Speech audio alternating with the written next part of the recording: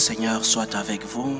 Et avec votre esprit. Évangile de Jésus-Christ selon saint Luc. Gloire à toi, Seigneur. En ce temps-là, tandis qu'il faisait route vers Jérusalem, Jésus traversait villes et villages en enseignant. Quelqu'un lui demanda, « Seigneur, n'y a-t-il que peu de gens qui soient sauvés ?» Jésus leur dit, « Efforcez-vous d'entrer par la porte étroite, car je vous le déclare, beaucoup chercheront à entrer et n'y parviendront pas. Lorsque le maître de maison se sera levé pour fermer la porte, si vous, du dehors, vous vous mettez à frapper à la porte en disant « Seigneur, ouvre-nous », il vous répondra « Je ne sais pas d'où vous êtes ». Alors vous vous mettrez à dire « Nous avons mangé et bu en ta présence, et tu as enseigné sur nos places. » Il vous répondra « Je ne sais pas d'où vous êtes, éloignez-vous de moi, vous tous qui commettez l'injustice. » Là, il y aura des pleurs et des grincements de dents, quand vous verrez Abraham, Isaac et Jacob et tous les prophètes dans le royaume de Dieu, et que vous-même, vous serez jetés dehors. Alors on viendra de l'Orient et de l'Occident, du Nord et du Midi, prendre place au festin dans le royaume de Dieu. Oui, il y a des derniers qui seront premiers, et des premiers qui seront derniers. Acclamons la parole de Dieu. Louange à toi, Seigneur Jésus.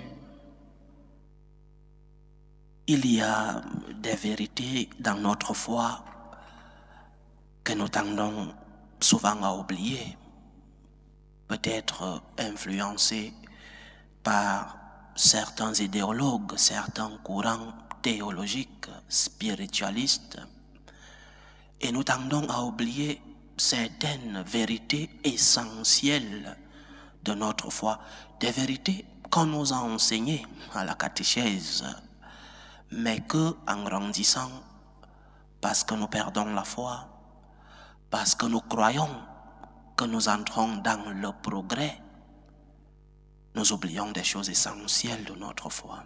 Et une de ces vérités, le Seigneur nous parle d'elle dans l'évangile d'aujourd'hui, l'existence de l'enfer. Il y en a qui le nient ou qui le minimisent. Ceux qui essayent de croire disent que si l'enfer existe, il est vide.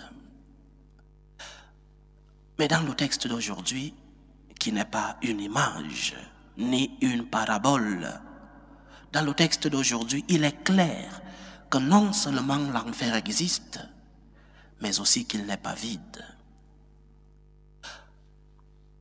On dit que le plus grand succès du diable, c'est de nous faire croire qu'il n'existe pas et donc que l'enfer n'existe pas. Malheureusement, l'enfer existe et n'est pas vide. Dire cela aujourd'hui, c'est peut-être antipathique, c'est peut-être politiquement incorrect, incommode. Mais ce sont des réalités de notre foi que nous devons de temps en temps rappeler. L'enfer existe. Une catéchiste d'une paroisse d'un pays voisin de celui que je suis me disait il y a quelques jours que dans leur diocèse, l'évêque a interdit de parler aux enfants qui préparent la première communion, de leur parler de l'existence de l'enfer. Parce que Dieu est amour. Et que parler de l'enfer aux enfants, c'est non seulement aller en contre de ce concept de l'amour de Dieu, mais aussi c'est de faire peur aux enfants, leur parler de l'enfer. C'est-à-dire, parler des réalités de notre foi, c'est faire peur aux enfants. C'est comme si nous autres, on n'était pas enfants lorsqu'on nous enseignait ces réalités. L'enfer existe. C'est comme si dans un collège, on interdit aux professeurs de parler de l'échec aux examens pour ne pas faire peur aux élèves. et qu'on dise aux élèves, vous êtes tous admis, il n'y a pas de problème, étudiez si vous voulez, vous êtes tous admis. Ou dans ton lieu de travail, qu'on te dise, tu peux venir à l'heure que tu veux, et si tu ne veux même pas venir, ne viens pas, tu auras ton salaire à la fin du mois. C'est un mensonge. C'est un mensonge, chers frères et sœurs. L'enfer existe, c'est une réalité. Et le dire, ce n'est pas faire peur aux enfants. Le dire, ce n'est pas être antipathique. Le dire, c'est dire la vérité de notre foi, la vérité des Écritures, la vérité de la tradition. L'enfer existe et il n'est pas vide comme certains le croient. Alors si l'enfer existe, nous devons faire des efforts parce que ce n'est pas un lieu agréable. Nous devons faire des efforts pour ne pas y être.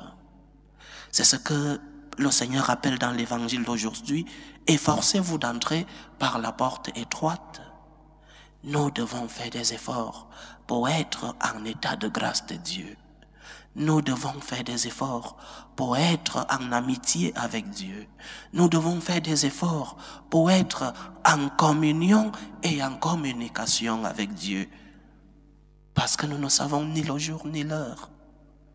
Parce que nous ne savons pas ce qui nous attend de l'autre côté. Mais tu peux préparer une place au ciel étant ici sur la terre. L'enfer existe, ce n'est pas une blague. Ce n'est pas une astuce pour faire peur. L'enfer existe et n'est pas vide. Nous ne savons pas qui est là-bas. Nous ne savons pas qui est là-bas. Cela entre dans le mystère de la justice et de la miséricorde de Dieu. Mais nous savons que l'enfer existe. Il n'est pas vide et ce n'est pas un lieu agréable. Faisons des efforts pour ne pas vivre éternellement dans ce lieu. Demandons la grâce de Dieu. Appuyons-nous sur son amour comme nous avons prié dans le psaume. Je m'appuie sur ton amour, Seigneur. Appuyons-nous sur l'amour de Dieu et forçons-nous d'entrer par la porte étroite pour vivre éternellement avec le Seigneur. Beaucoup te diront des paroles agréables à écouter.